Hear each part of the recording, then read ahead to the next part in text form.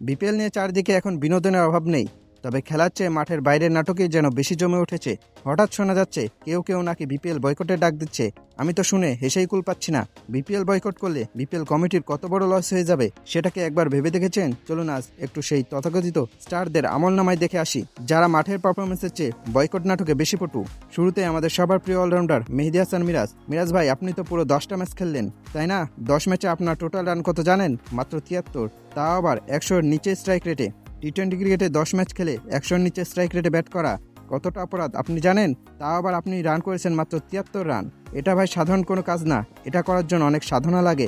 আপনার ব্যাটিং ঘরে এখন 7-এর ঘরে। এই পারফরমেন্স নিয়ে আপনি যখন বয়কটের কথা ভাবেন বা আপনার নাম যখন আলোচনায় আসে, তখন বিপিএল কমিটির তো আসলে খুশিতে মিষ্টি বিলানো উচিত যে আপনাদের মতো বিপজ্জনক ব্যাটাররা খেলবে না। এবার আসি ঢাকা ক্যাপিটালসের মহান অধিনায়ক মোহাম্মদ মিথুন সাহেবের কাছে।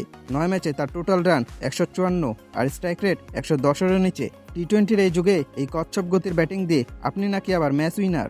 সবচেয়ে মজার বিষয় হলো ঢাকার ফলাফল। 9 ম্যাচে এখন পর্যন্ত জয় মাত্র 2টা। টেবিলের একদম তলানিতে নাম লেখাতে এখন আর কত রান বাকি মিথুন ভাই? ক্যাপ্টেনের নিজের ব্যাটে রান নেই, দলের জয়ের খবর নেই, অথচ তারাই আবার বড় বড় কথা বলে অন্য কোনো দেশে বা অন্য কোনো টুর্নামেন্টে এই পারফরমেন্স করলে আপনাকে হয়তো স্টেডিয়ামেই ঢুকতে দিত না, আর আপনি আছেন বয়কট নিয়ে। আসলে সমস্যাটা কোথায় জানেন?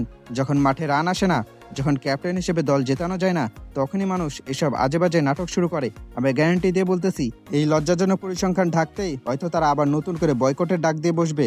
বিপিএল কমিটির কোনো লস হবে না ভাই, লস হবে আপনাদের ফ্যানদের, যারা এখন আপনাদের ওপর ভরসা করে।